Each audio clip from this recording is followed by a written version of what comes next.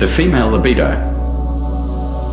As it is difficult to test or classify the degree to which woman feels sexual stimulation, or to define the exact nature of a female orgasm, men get into considerable difficulties when they try to analyze her capacity for sexual excitability and orgasm. If they make any attempts to come to conclusions on the subject, they are forced to rely to a large extent on the information women volunteer to them. And since women have no respect for exact scientific data and are interested only in what is of immediate benefit to them, they will say what seems to be convenient or opportune at the time. Consequently, any facts acquired on the subject of a woman's reactions, whether, for instance, she is frigid, to what degree she can enjoy sexual intercourse, or whether her own orgasm can be compared to that of a man, tend to be extremely contradictory. It is supposed that even Masters and Johnson did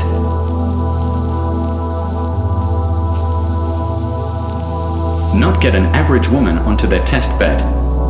As a result, man vacillates between the conviction that woman has no true sexual drive and the fear that she is more highly sexed than he is, but refrains from telling him so out of pity. He will spend days working out bigger, better, and subtler questionnaires in his efforts to come to some conclusion. And, in the interests of science, he expects women to answer his questions truthfully, as if she could or would. It is probable that the truth lies somewhere between the two extremes. Certainly women are not all nymphomaniacs, or there would be more male prostitutes. On the other hand, women do not feel an intense aversion to sex, as has so often been maintained. Women live an animal existence. They like eating, drinking, sleeping, even sex, providing there is nothing to do and no real effort is required of them.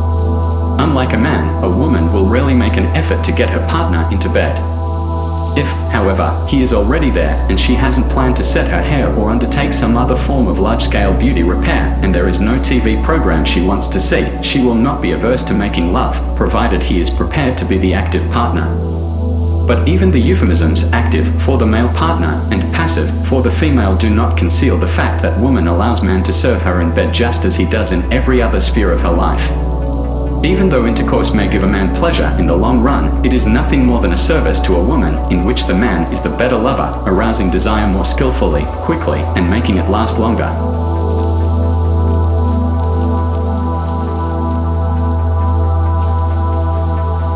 Men suspect that women tend to exploit them during intercourse and have developed a certain fear of female sexual appetite. Signs of this appear in the rites of ancient cultures, in philosophical works of men such as Schopenhauer and Nietzsche, in the novels of Balzac or Montferland, in plays by Strindberg, O'Neill, Tennessee Williams.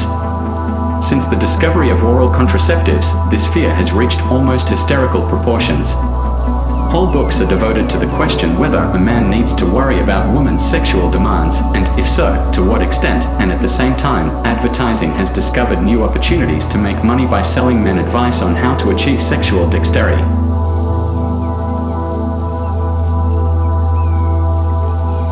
In truth, reliable oral contraceptives, invented by a man, naturally, have robbed man of the only triumph left to him in his state of sexual subjugation. Previously, woman was always to a certain extent at his mercy. Now she is suddenly in control. She can have as many children as she wishes. She can even select the father, if possible rich. If she has no intention of having children, she can indulge in intercourse as often as it appears advantageous to her. Man cannot do that. He had always claimed that his sexual potency was without limit and that he only needed an unreserved woman to prove it. Today this is impossible. Any woman can read for herself in popular magazines exactly how potent men are. She will know how active he will be at any given age, whether his best time is afternoon or night, if he is a better lover before or after a meal, and whether his prowess increases in the mountains or at the seashore. She knows how often he can make love on any one occasion in order to satisfy her. What is more, she can be sure of her statistics, for men would never cheat when giving information of this kind. A masculine man would consider it a sign of weakness to lie in any situation at all. So women can rely absolutely on the figures given and know exactly what a man should be able to achieve. He has provided her with charts to determine any.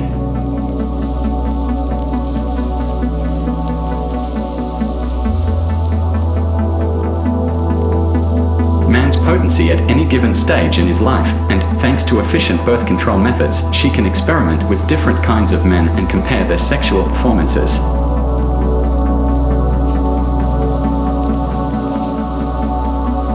Contrary to men's fear, women to do, however, weigh one man against another and choose the most virile. Far from it, as she herself is not all that keen on sex. In view of that, and provided all other conditions are equal, she is likely to prefer the less potent man because she can always blackmail him with her intimate knowledge of his weakness. In the realm of sex, more than any other, man is a victim of the principles of efficiency according to which he is manipulated. Indeed, he sets his own standards, 3 times in a row: very good, twice, good, once, satisfactory. If he fails as a sex machine, he is, in his opinion, a total failure. Even if he is a brilliant scientist, he will never again be really happy. Women know this and take advantage. For example, 1. She can pretend she is unaware of her husband's lack of virility and continue to praise him for his prowess. Probably the most frequent method applied.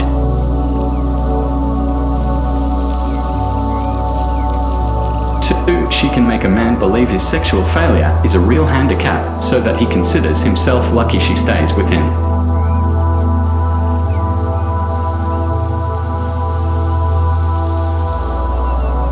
3. She can threaten to expose his sexual inadequacy unless he does everything she wants. Since a man would rather be called a thief or a murderer than impotent, he will bow his head to his fate and do what he is told.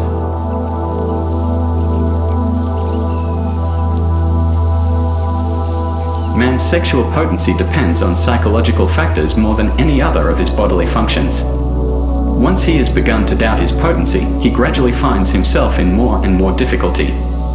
His fears of becoming useless to a woman increase because, as a result of women's manipulation, he identifies his masculinity with his dependence on them. For this reason, he will resort to every possible means to remain dependent. One really should reflect on the absurdity of this situation.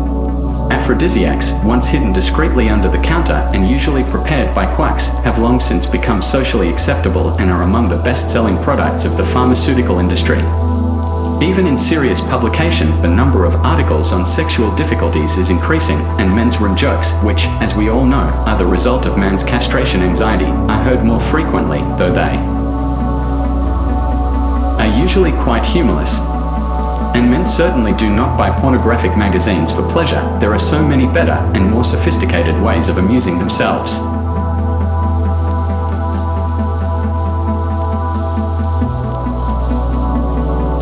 Their interest lies solely in the hope of finding, in such powerful stimulation, some means of retaining this mythical level of masculine virility.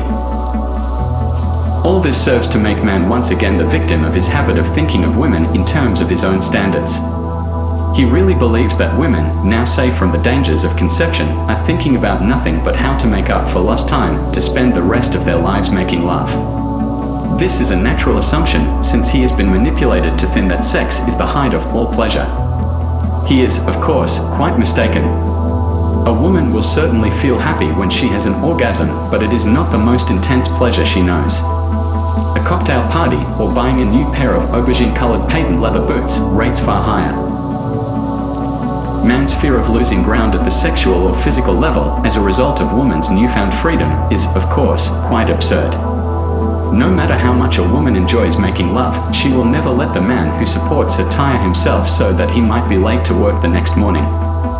That is too big a risk to take. Even the most passionate woman will reduce her sexual activities if she thinks nights spent in making orgiastic love are beginning to affect his work. Nymphomaniacal women exist almost solely in films and plays. Just because they are so rare in real life, the public is curious about them. For the same reason, so many films and novels are about extremely rich people, who form such a small percentage of the total population. There is only one aspect of a man's sexual potency that concerns a woman, whether he is capable of fathering children or not. Children, as we shall see later, are essential to a woman if she is to bring her plans to fruition. It is probable that many women would be pleased if man's need for sex dried up after she had produced 2 or 3 children. It would do away with numerous small inconveniences. That sexual competence in a man is a matter if indifference to the majority of females is shown by the number of highly paid men who marry and stay married despite the fact that they are impotent. It is inconceivable that a woman without a vagina would have any expectation whatever of marriage to a normally sexed man. Manipulation through bluff. Man's strong sexual drive, his brilliant mind, and his need for a system that will help him bear those responsibilities recognized by his intelligence have enabled women to make effective use of certain institutions that properly belong to the past, institutions like the church, the many nonconformist sects, and other religious communities. She cold-bloodedly uses them to help with the manipulation of her children. She exploits their armies of clergymen and other functionaries as a kind of military police force designed to protect women's interests even after her children are grown up. Hence it is advantageous to women, as we have already noted, to be neither religious nor superstitious. Unless a boy's manipulation has been exceptionally successful, as in the case of those who decide to become priests, men are equally unlikely to believe in the dogma of their church. But if its teachings are inculcated at a very early age, they do help to provide certain archetypes and a useful basis for the standards of good and evil. These are standards which have no rational roots but are part of men's subconscious and are therefore ineradicable. Essentially, these standards are always the standards of women. Any religious system must be based on manipulation, since it consists of a series of rules and taboos with a catalogue of penalties for trespass against those rules. These trespasses are called sins. The penalties for them are never imposed in reality, for faith in some kind of superconsciousness is a system without real foundation. No one could know about secret sins or exact punishment for them. As a result, people are apt to say that an unavoidable misfortune such as the loss of a friend or an earthquake is a punishment. In earlier times, when man's understanding of such disasters as plagues, crop failures, and lightning was limited, men believed they were punishments for sins committed at some previous time. And so they thought to avoid them in the future by unconditional surrender to rules, or by repentance, a kind of brainwashing. Such myths become obvious as man's mind develops. He can prove fallacy by committing a sin without incurring any subsequent signs of wrath. But the deep-seated fear of punishment, the feeling of having sinned, carefully cultivated during a child's earliest years, will prevent him, as an adult, from doing something that was considered bad when he was a child. And if, by chance, he does do something which as a child he called a sin, he will have at the very least a bad conscience. One sin which figures in almost all of these catalogues is pleasure in the sexual act when reproduction is not intended. And since men, provoked by women, always take pleasure in sex, they yield to this pleasure as often as possible and never once give a thought to reproduction. During orgasm, man experiences a certain kind of pleasure far from the joy of having just engendered a child. Thus in this moment man is even more than ordinarily deluded. They constantly transgress against the rules of their childhood beliefs and thus always carry with them a feeling of sin. Women, on the other hand, having learned to control their sexual urge and to make love for the most part not for their own satisfaction but for some specific purpose, breadwinning, reproduction, gratification of a man, in the latter case, an act of charity, commit no sins thereby. Even if they consider sex sinful, they are immune to remorse. Unlike men who are constantly forming new resolutions which they never stick to, women do not have such a debit or guilt account in any system made for their use, even if they believed in such a system. With their tendency to self-abasement, their suppressed and stunted sexual needs, their assumption that they will survive without working by letting others work for them, they resemble those figures, Jesus Christ, Gandhi, who allow themselves to be considered ideals by men, ideals which men, because of their slavery to their instincts, can never attain, and which confirm their suspicion that all qualities truly worthy of worship are in the last analysis feminine. Yet, in reality, neither women nor their chosen police force, the clergy, are really interested in man's sexual drive. The taboo did not have to apply to this particular instinct. They merely chose it because it is man's greatest and purest pleasure. Had he derived as much satisfaction from smoking or eating pork, woman would have equated smoking or eating pork with sin. The point is to keep him in a state of sin, fear, thus open to manipulation. This is one of the reasons why the catalogue of sins varies according to a man's age. For a small child, the taboo is lying, coveting the property of others, and not honoring one's father and mother. For an adult, it is sexual desire and lusting after one's neighbor's wife. Yet how can they recognize these sins when they know neither the rules nor the system in whose name they were established? How can they believe in something that does not exist, or feel ashamed of a pleasure that does not hurt anyone? Anything that deals with religious beliefs is contrary to the rules of reason and consequently has to be instilled at an age when a sense of logic is as yet undeveloped. If possible, this should take place in a building whose absurd design and architecture equal the absurdity of that which is preached in it, thus making it all a little less incredible. And the purveyors of this type of illogical thinking should, if possible, look different from other people. If children are taught by men who dress like women, for example, or who adopt some other form of masquerade, their pupils' bewilderment and awe will be all the greater, and their respect for these figures will never entirely leave them. Women have taken great care to ensure that their lobby, the clergy, are always men. First, because the female image might be damaged if they represented their own interests, men might think them calculating, and second, because they know men rate feminine intelligence rather low, which is why they can only influence a man's emotions. Advice from another man, and one respected from childhood, is much more likely to be listened to and taken. Although this advice always benefits women, for example, they will advise a man to stay with a woman he doesn't love, or support children he never wanted, it does not reflect hostility on the part of this lobby toward normal men, but is a direct consequence of that lobby's financial dependence on women. Women could survive easily without the church, they only need it for the training of men and children, or as a setting for the display of specialized wardrobes, but the church would be ruined without the support of women. Children can be trained and today are very often raised without the church's help. It is entirely possible that women one day might give up the nave of a church as the most effective background for a white dress. They might even consider a registrar sufficient to subdue a nervous bridegroom. Such trends would empty the churches in a couple of years. In the Soviet Union, marriage palaces have taken their place as a wedding background. If this became the fashion, people would see churches for what they really are, relics of a long-dead age. They would withdraw their financial support, both public and private, which in the last analysis has always been provided by men. It is man who pays his own tormentors. So when we hear someone say what magical power the church has, since it draws people to it after many hundreds of years, the circumstance has obviously been misunderstood. It is not the church which possesses a magical power, it is women. All such institutions have long since become mere tools in the hands of women, and it is unlikely that they will ever do anything other than fulfill women's expectations.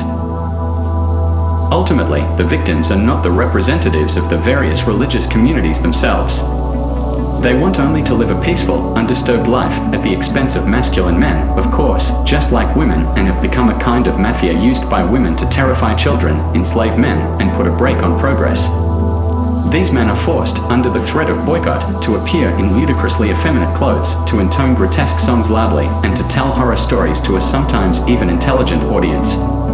All this despite the fact that these stories, by which they make such abject fools of themselves, have long been discarded by modern theology and stand in obvious contrast to all they have been taught as students at their universities. Modern theology, of course, is useless for conditioning purposes now that it has renounced the carrot and stick principle. Women need those moth-eaten tales of heaven and hell, of devils and angels, of paradise and judgment day. Death is only a useful means of manipulation if it is a door leading either to eternal happiness or to eternal damnation. To which of these two realms this door may lead is dependent on a kind of point system, scored according to earthly achievement and calculated by women. If life everlasting can be won only by faithfulness and slavery, it falls in with the interests of women, interests which would in no way be furthered if men decided to investigate eternal life in biological terms, an investigation for which we might have to wait a couple of generations. Women themselves are, of course, quite unmoved by all these myths. They go to church only if and when they want, their consciences do not bother them either way.